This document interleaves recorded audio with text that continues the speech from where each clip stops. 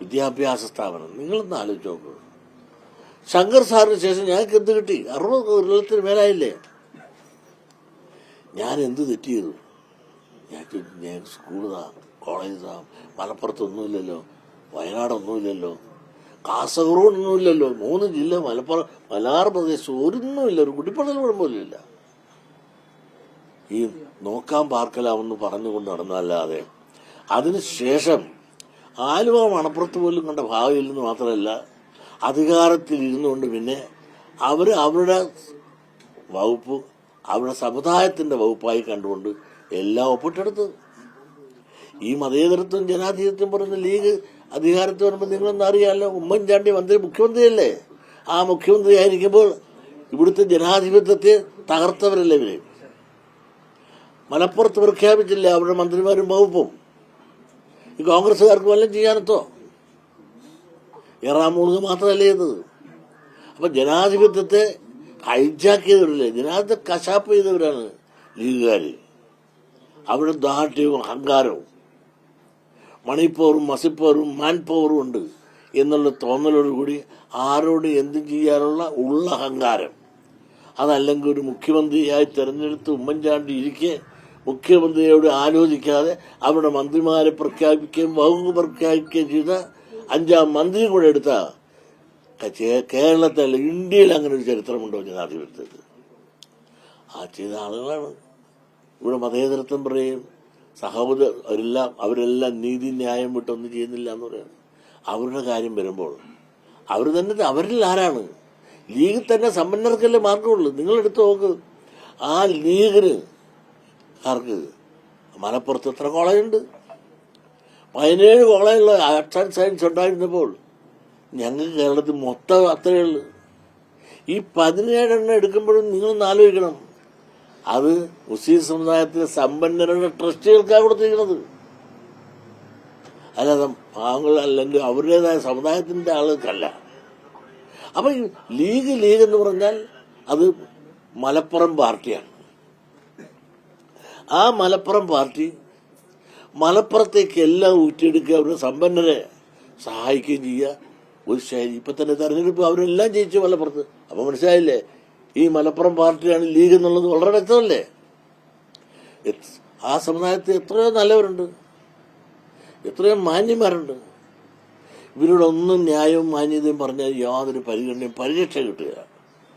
എന്തുവാകട്ടെ, ഭരണത്തിന് പിന്നെ ഇറങ്ങിയല്ലോ. ഇറങ്ങിയ ശേഷം എന്നെ സമീപിച്ചു, ഞങ്ങൾക്ക് തെറ്റുപറ്റിയേ പോയി.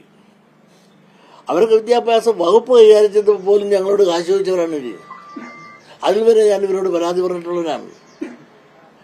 ഞാൻ ഭരണം പോയ ശേഷം എന്നോട് ഈ നേതാക്കന്മാരെല്ലാം, അതിലെ 1ാം കട നേതാക്കന്മാരെന്നെ എന്നെ സമീപിച്ചിട്ട് പറഞ്ഞു, തെറ്റുപറ്റിപ്പോയി, ഇനി നമുക്ക് തെറ്റ് തിരുത്താം, വെള്ളാപ്പള്ളി എന്ത് പറയുന്നു അതൊക്കെ നമുക്ക് സാധിച്ചു തരാം, നമുക്ക് നിങ്ങളുടെ കുറവുകൾ പരിഹരിക്കാം, നമുക്ക് ഈ ഭരണം മാറി നമുക്ക് അടുത്ത ഭരണം വരാൻ വേണ്ടിയിട്ട് നമുക്ക് പഴയതുപോലെ ഒന്നിച്ചു പോകണമെന്ന് പറഞ്ഞു. കാര്യം നിങ്ങൾ മനസ്സിലാക്കണം. ഞാൻ പറഞ്ഞ് സാധിക്കില്ല, നിങ്ങളെ വിശ്വസിക്കാൻ ഒക്കത്തില്ല. മല്ലനും മാധവനും കൂടി കാട്ടിപ്പോയതുപോലെയാണ് നിങ്ങളുടെ സ്ഥിതി. നിങ്ങൾ 1ാം കട നേതാക്കന്മാർ വരികയില്ല, 2ാം കടയും 3ാം കടയിലുള്ള ആളുകൾ വന്നിരിക്കും. എന്നിട്ട് നിങ്ങൾ ഒരുമാതിരി ഒളിച്ചു കളിക്കും. ഈ അനുഭവം ഇനിയും എന്റെ സമുദായം എന്നെ വിശ്വസിക്കില്ല, അതുകൊണ്ട് വരാൻ സാധിക്കില്ല എന്ന് തുറന്നടിച്ചപ്പോൾ ഞങ്ങളുടെ കൂട്ടത്തിലുള്ള ഒരു 3-4 പേര് എടുത്തുകൊണ്ടുപോയി ഈ SNDP യോഗത്തെ തകർക്കാൻ വേണ്ടി അർത്ഥം കൊടുത്ത് പണം കൊടുത്ത് ഒരു 6-8 പേര്, ഞങ്ങൾ അടുത്ത ഭരണം വരും, നിങ്ങൾക്ക് ബോർഡ് തരാം, കീഴ് തരാം എന്നെല്ലാം പറഞ്ഞ് പ്രലോഭിപ്പിച്ച് സാമ്പത്തിക സഹായം കൊടുത്തുകൊണ്ട് മലപ്പുറത്തെ പ്രധാന കണ്ണികളിൽ ആളുകളെല്ലാം കൂടിയിരുന്നുണ്ട്. അവർക്ക് വലിയ പിൻബലവും കൊടുത്തുകൊണ്ട് ഈ ആദ്യ ഭരണം വരുന്നതിന് മുമ്പ് ഇറക്കി വിട്ടു SNDPക്ക് എതിരായിട്ട്.